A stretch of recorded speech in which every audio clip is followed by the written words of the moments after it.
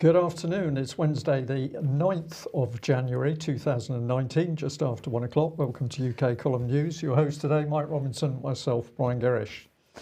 Well, we're going to get straight on with Brexit, Brian, and lots going on in the House of Commons yesterday evening. As you can see, not very much going on at all there. But anyway, yesterday evening it was busy.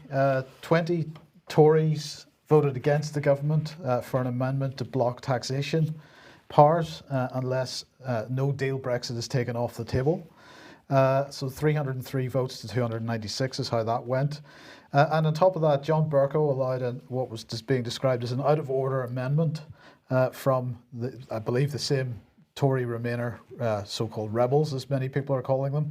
And he's said to have not listened to the advice of clerks when he permitted this vote. So the vote's going to take place, well, I believe it's taking place right at this moment, or at least there's a discussion about the amendment taking place right at this moment and followed by a vote.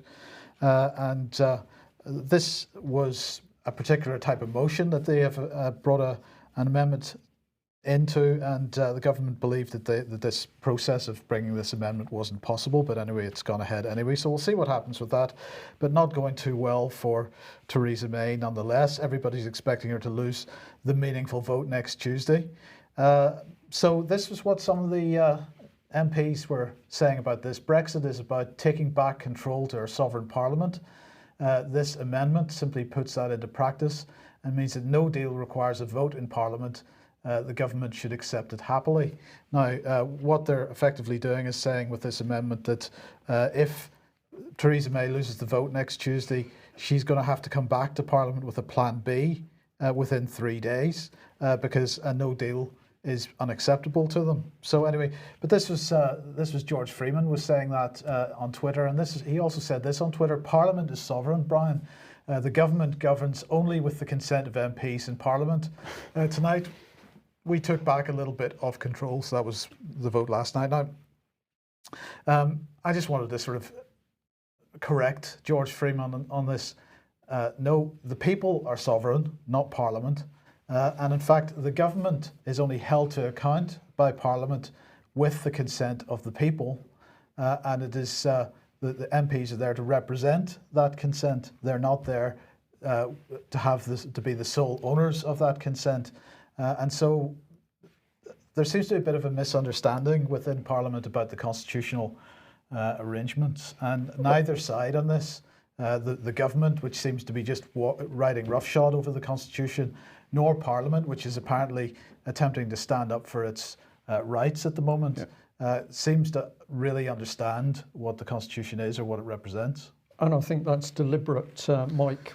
Before Christmas, we were getting information about angst within Westminster. One of the documents that was brought to our attention was the Cabinet Office handbook.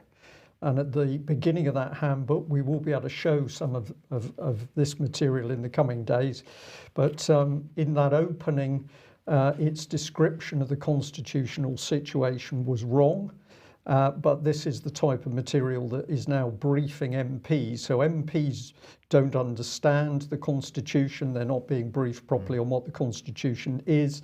This, of course, is deliberate because power has been taken away from the MPs largely by the back room boys in the Cabinet Office. And at the moment, Mike, we still can't say how many people work in that office. No, it's very, very difficult. I mean, the government does publish now an organogram, if that's the correct word for it, which shows some of the sort of key positions within the Cabinet Office, but it's very difficult to actually understand how many people work for each of those teams and what their jobs actually are.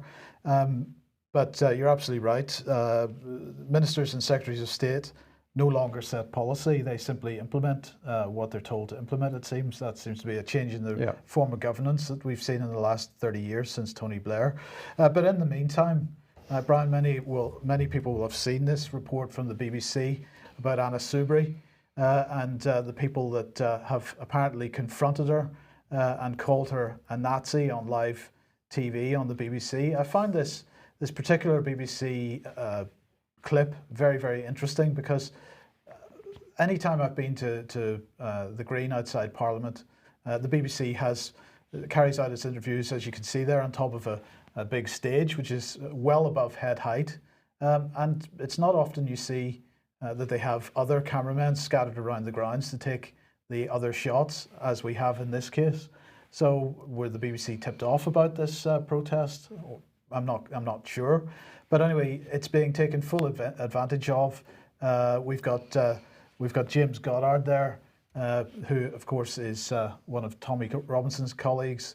And of course, well, do we know? No, we know for certain that that's who it is. Yes, right, and he is one of Tommy Robinson's colleagues, and of course, this is therefore being presented in the mainstream press as being some kind of right-wing extreme event which took place, and well, that was followed up then with Nick Bowles MP, who apparently received a death threat.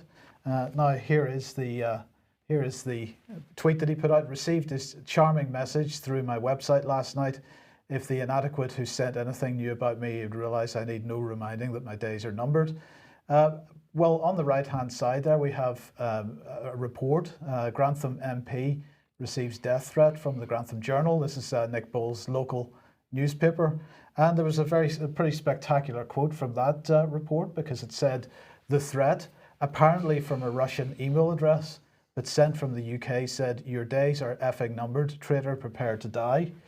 So it is a pretty unpleasant message, but the standard of journalism here is an absolute disgrace, because when we look at what Nick Bowles pushed out and we look at the so-called Russian address, the Russian email address is putin@fsb.ru. So anybody with any ounce of common sense will realise that that is a fake address. But even if it weren't, even if it were a more significant address like that, clearly this journalist has done made no effort to actually establish whether it's a genuine email address or not. And most people who are filling in forms on the Conservative Party website, I would imagine, are not necessarily using their own personal information or giving the Conservatives their own personal information. So particularly not in this case, but it clearly was not a Russian email address. So we're not only trying to link right-wing extremism with Brexit, but we're now attempting to link Russian trolls with Brexit as well. And we've got to say, Mike, we can't even be sure that this is an article written by a local journalist, because across the country we've got these so-called BBC democracy journalists embedded in most of the local newspapers. So, well, what we can say is he's got a local publisher email address, but you're absolutely right. Who is he actually being funded by? Is he paid by the local newspaper, or is he being paid through this BBC scheme? We don't know. Because we know they collaborate in the stories, because the BBC is busy boasting of how successful it is in working with local journalists to decide which are the hot stories. So we're now really living in the world of you cannot trust media in the United Kingdom. Why? What is the agenda at the moment? They are driving very hard, Mike, to basically pin that if you are against the European Union, you want to leave, then you are a vile right-wing extremist. And significant, I think, that the gentleman in that video clip that you showed was also wearing a yellow jacket. So we've now, it appears, got a crude attempt to brand anybody who stood up for the yellow jacket movement in France as being a vicious right-wing extremist, whereas of course the facts are that those protests across France have involved hundreds of thousands of people who've done their protests very peacefully. Interesting to watch it happen.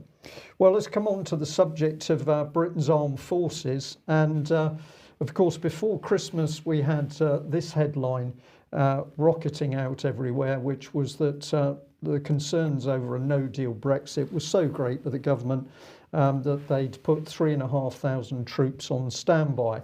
When questioned in Westminster as to what was really going to happen here, Gavin Williamson didn't really say much. He only said that they'd put the armed forces on standby to deal with, quote, any disruption. They're reserving ferry space for supplies. That's very interesting. I wonder what desperate supplies are going to be brought over in the event of Brexit that goes wrong. Number 10 confirmed on Tuesday that ministers would ramp up no-deal planning and that departments would be expected to make it their main priority, but they couldn't say in Westminster what departments had got any need for troops. But have we got any troops? Well, we know that overseas we've got more servicemen being seriously hurt. This was a report a few days ago. 2 special forces soldiers were hurt by a so-called intelligent ISIS missile. So this was in Zaire al-Zur, and apparently these 2 British servicemen were working with the Syrian Democratic Forces. But the Ministry of Defence, as usual, uses the excuse that because they're special forces, the government is not going to tell the British public what these 2 men were doing, who they were working with, and what their job was. Well, key part of their job is very easy. They would have been training other people to fight and kill. But of course, we don't know which side the British government was playing on in this case. So we'll just emphasise that while we've got some really extraordinary things going on with the armed forces in UK, overseas the public is not entitled to know where British forces are fighting, dying, being injured. So here we've got the situation at home, and this is really quite an extraordinary article. There are several papers covering it, but it's around an army recruiting campaign which used this headline: "Snowflakes, your army needs you and your compassion." And the soldier who suddenly discovered that his face had been used in this was extremely upset. So Stephen McWhirter, 28, spoke out on Facebook after the controversial new army recruitment posters were unveiled. He said he had no idea his image would be used in the drive targeting Generation Z. And it stated that snowflakes, the army needs you and your compassion. So this is a very, very expensive campaign. It's, I think, a deep psychological campaign because, of course, what that soldier realised very quickly was that he was being labelled as a snowflake. And if he, as a serving soldier, is labelled as a snowflake, effectively anybody who's in the British Army is being labelled as a snowflake. So there's reason for this. But the campaign actually went on. We had other posters with phone zombies. Your army needs you and your focus. So if I've got this right, Mike, amongst the younger generation, if you spend your whole time looking at your phone, the army needs your focus. Whereas I would have said the army doesn't need somebody like this because they're likely to be focused on their phone rather than the military task in hand. Unless what they're intending for these people is the focus that they put into their phones perhaps goes into drone strikes or remotely or cyber or something along these lines. Well, it could be. We need to get deeper in. Here's another one: selfie addicts. Your army needs you and your confidence. Now, most people would say that if you spend your life taking selfies, you've got extreme narcissistic tendencies. This isn't a particularly good thing to have operating in the military. Now, we'll tell the audience, Mike, that you're having a smile here, and we can understand that. But actually what's going on is very dangerous. Here is a proper snowflake, the Minister for War, Gavin Williamson. And he said the campaign is a powerful call to action that appeals to those seeking to make a difference as part of an innovative and inclusive team. And I'm going to encourage our audience today to remember those words as we delve into this recruiting initiative in a little more detail. Don't forget, if you want to learn more about Gavin Williamson, have a look at his Twitter page. He had a Christmas message recorded for British servicemen and women. Appalling, worth watching. It is so bad, so grovelling, so insincere. I think actually he puts Theresa May to shame on this one.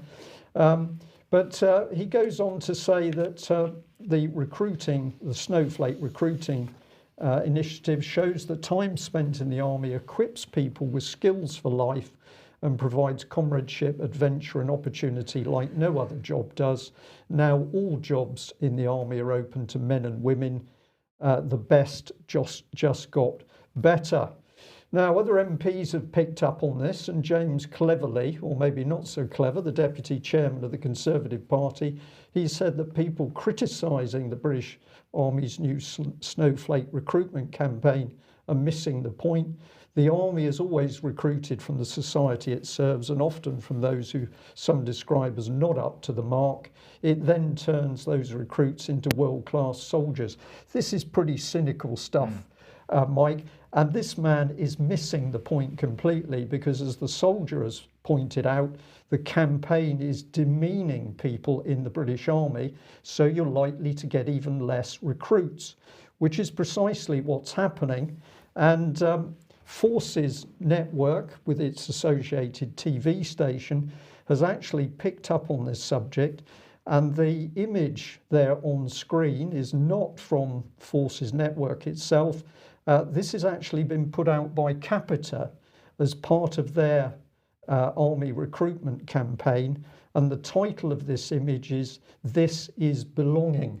Now, I don't, excuse me, I don't know what you think of this one, Mike. I know you haven't seen it until now, but there's something very sinister about this image, in my opinion. And of course, what it's really doing is pushing women to the fore. So these faceless women are now the leaders within the military. And the cartoon, it's all a bit of a joke anyway. Well, people are getting their legs and arms blown off, or they're being killed. But Capita says that this is belonging. They defended the fact that at the moment their particular recruitment campaign is falling apart by trying to say we're actively working in partnership with the Army to support the MOD's plans for recruitment. Applications to join the British Army remain strong, and interest in joining the Army is growing due to ongoing campaigns, including This Is Belonging campaign. Now that statement is absolutely untrue, because if we go to comment that's actually been made in some of the Westminster committee rooms, this gentleman, Tory MP Mark Francois, was particularly hard-hitting in pointing out that Capita is failing across the board in its recruitment. So he went on to say this: they are known affectionately across the Army as Crapita. And he says when the Army attack, instead of 8 men getting out of a vehicle, there are 4. He was being accurate in his statistics here. The Army is, quote, withering on the vine because it's being starved of recruits, because these people haven't got a clue what they're doing. The Army is a basket case. This is affecting our ability to fight. So on one hand, we've got the government saying we're going to use 3,500 members of the armed forces to help with Brexit, but under the surface we're seeing this dramatic campaign to dismantle the armed forces. If I just end the segment here, Mike, in reality this is a deliberate planned attack to actually finish off Britain's armed forces. They're admitting that for the Army, Capita is only succeeded in recruiting 1 in 10 of the recruits needed. So this is a massive shortfall, and clearly it's not by accident. Is compassion a normal trait for a military force? You've got to say in the first instance, Mike, it's not a trait that you want. Yes, I understand that the military because you want people who are going to fight, and you want people that when they are in the battle, they are going to go for the jugular. The compassion is something that comes next. But to say you're recruiting compassionate people, this is the world upside down. Is it accidental? Well, you've mentioned Mr. Bowles. Let's bring him back on screen, because this is what the UK column reported was being revealed in the press back in 2015. So Nicholas Bowles MP said in that period, The Guardian in particular, the Prime Minister and his deputy Nick Clegg want their, quote, people power revolution to unleash chaotic effects across local communities. Chaotic, therefore, in our Conservative vocabulary, is a good thing. And that statement was reinforced by the parliamentary candidate at the time, Danny Kruger. He had to resign as a result of what he revealed. And Kruger said the Conservatives plan to introduce a period of creative destruction in the public services. So I'd say, Mike, that the evidence is all there, that this chaos in public services, within the armed forces, the NHS, teaching, this is not accidental, this is not due to incompetence, this is planned policy from deep within central government. Now, over the last number of months, viewers and listeners have been very good about taking up our calls to ask MPs, ask their MPs about what's going on with the British military with respect to military unification in Europe. And we've had plenty of evidence now that in general, people are receiving simply template letters. But this one was sent to us a day or two ago.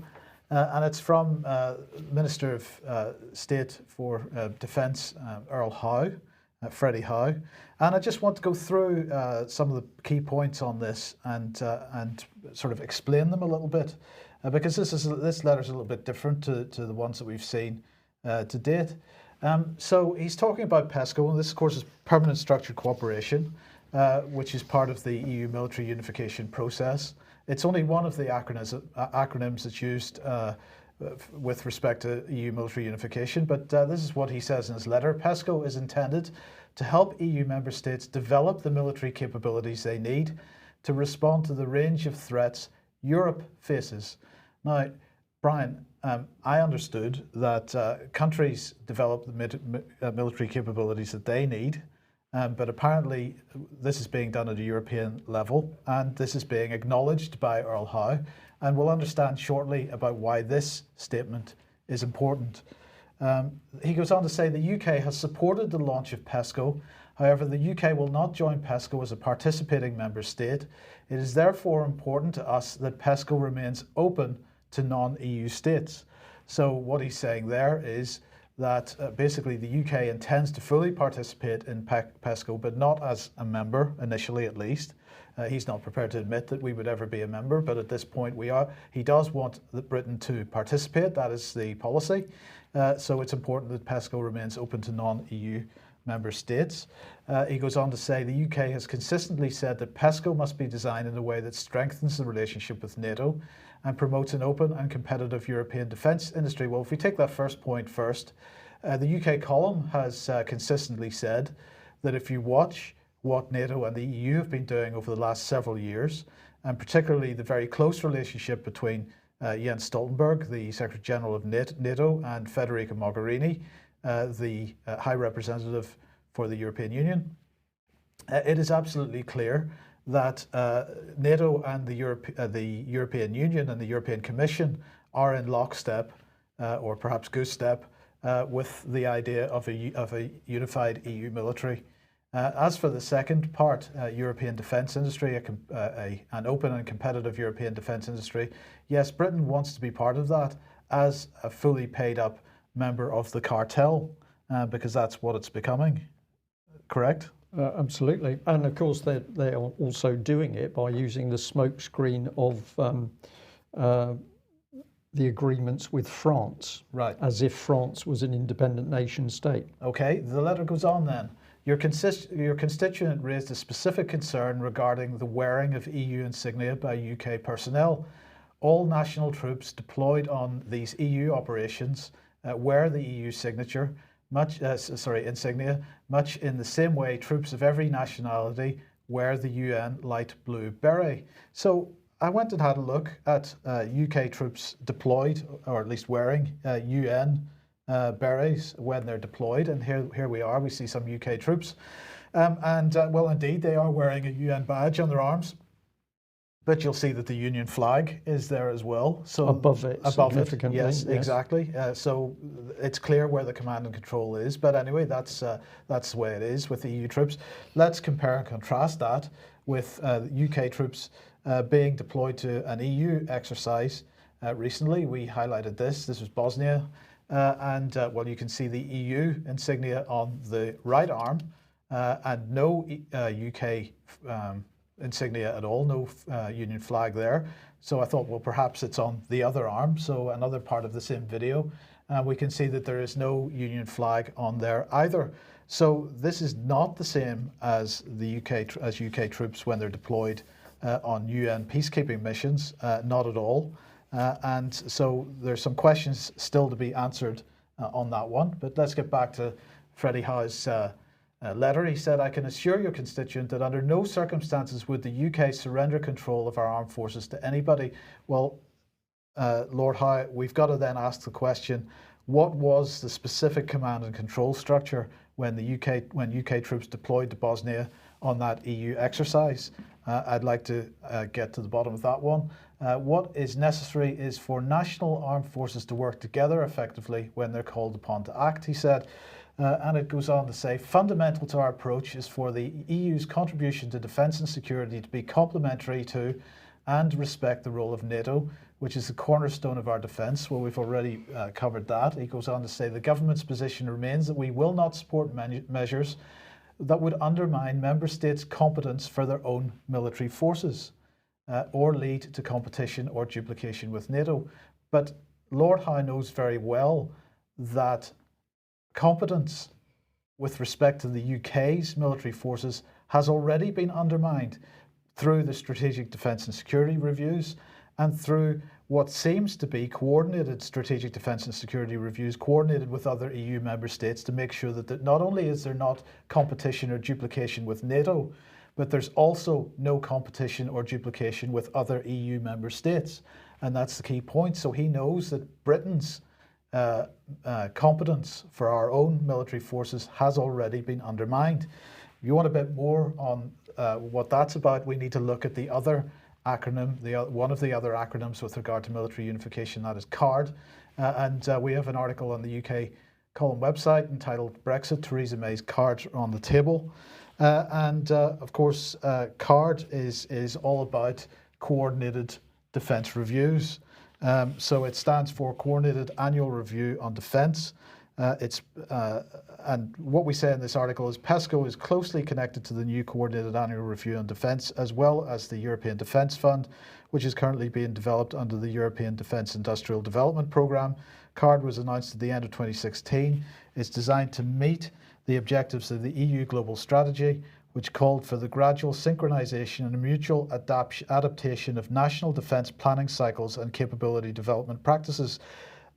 I'm sorry, Lord Howe, but how is it possible to maintain autonomy over your own military and avoid reduction of competence whenever you're doing things in this way? It isn't possible, is it? It isn't possible, Mike. But the wording, of course, itself tells us competence. If you follow it back, this was a word that came out of the European Union. Competence in the English language was never used in the way that it's now being used in political documents, and particularly EU documents. So you can tell in the language. But he's talking about national armed forces working together. Well, of course they're not, because those other nation states are already subsumed into the European Union, and the European Union has declared it is creating fully integrated, unified armed forces. So is this, if we're nice to the dear Lord Freddie, is this another case where actually he hasn't got the correct information in front of him? He goes by the government's own briefing sheets, which are of course a lie or a lie by omission, and he's pumping out what he genuinely believes to be true? Or is he complicit in peddling the lie to the British public? I believe it's the latter, because of course he's second in command to Gavin Williamson, so he's supposed to. He should know what the policy is. But let's just remind ourselves what Theresa May has said on this.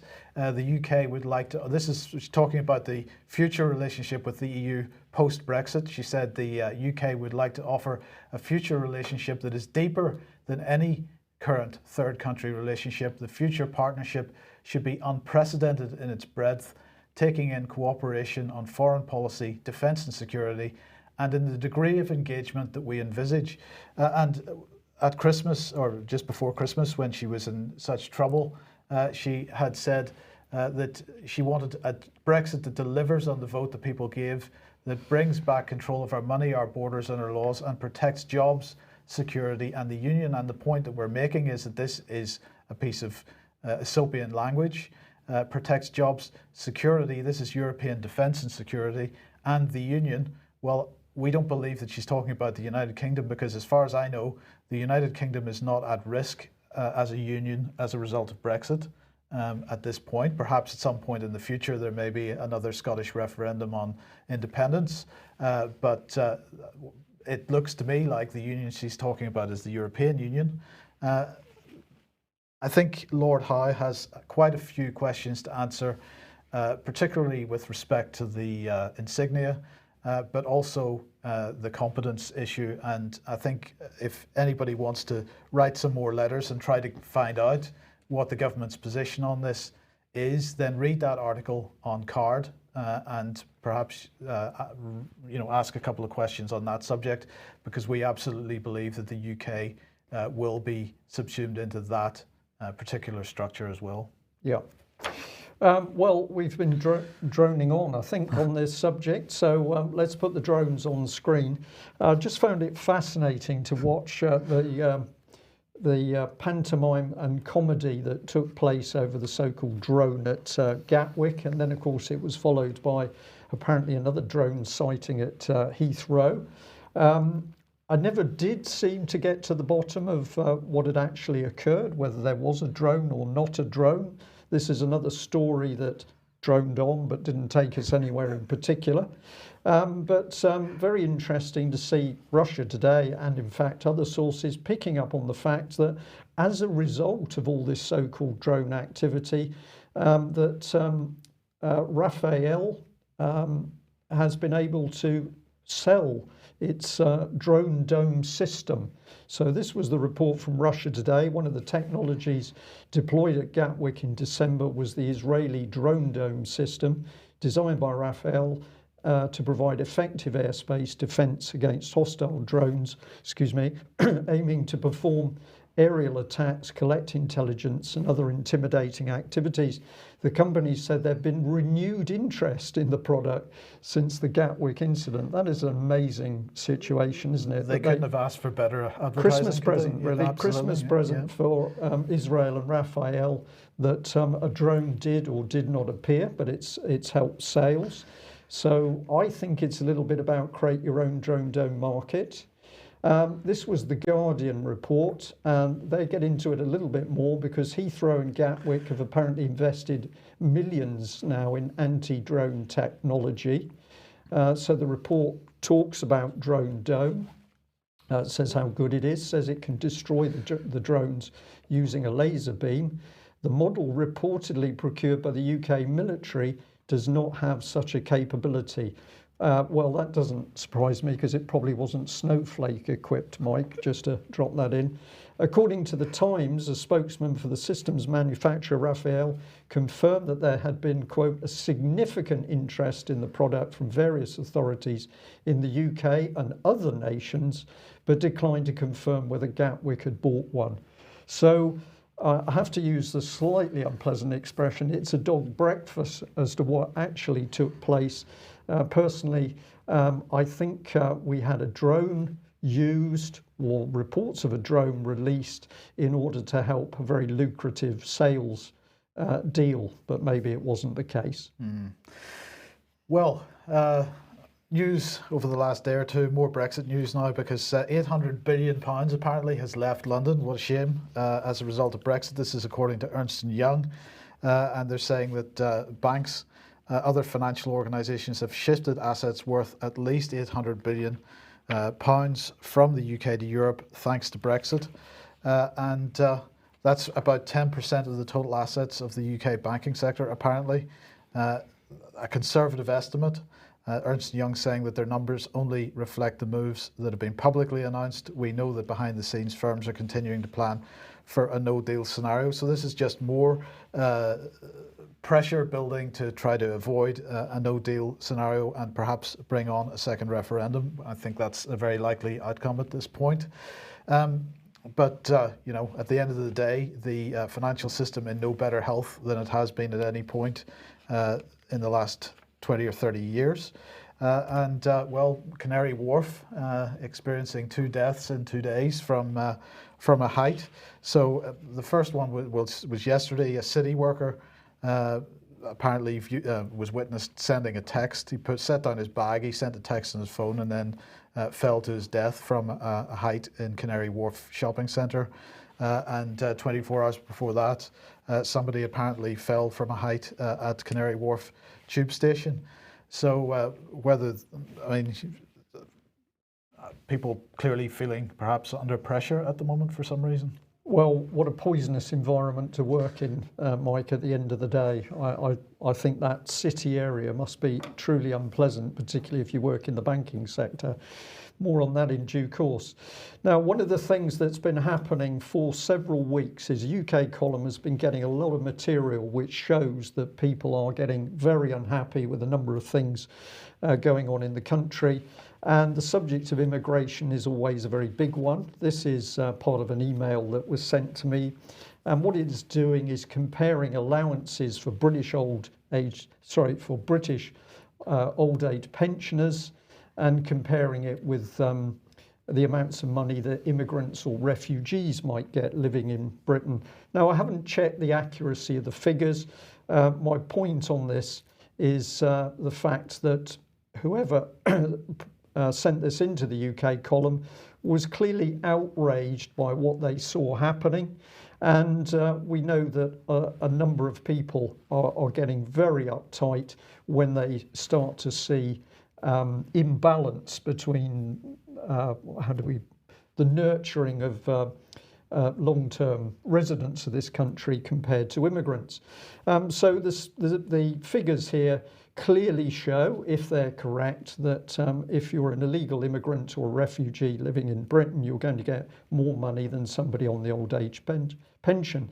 And of course, this is very emotive stuff. Many people getting extremely angry about this type of unfairness. That's the word. Thank you, Mike. Another document here that was sent through to me is part of a government document which is talking about asylum support and what you'll get. So this is not just one person, this is creeping up more and more, people getting really quite angry. To which we say, what is going on here? This is not accidental what's happening. And a reply I sent, which I'd like to share with our viewers today, is the reason that this has occurred is to stir up the very suspicion and unhappiness and anger that people express, divide and rule, so that people do not focus on the source of the problem, but turn on each other. Who made the immigration policy? ? Who were they? Who are they? This is the key point. Who made the policy that is now causing this angst and all of the troubles in UK? These are the real questions to be asked, and the problem needs to be pinned back on these very people. That way we win support from everybody affected by the policy, whether it's nationals or immigrants. It's so important that we stay on target, and that target is who is creating the chaos and carnage in UK and elsewhere in the world. But I wanted to say that UK Column, we are listening to what people are sending in to us. It's clear that people are getting more and more distressed at the chaos and the imbalance within UK. We say, who created the policy? This is the thing to focus on.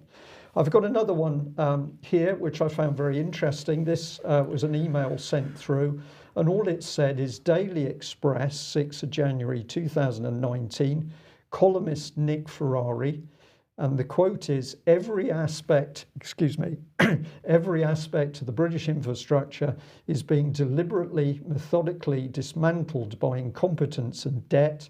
Nothing is accidental.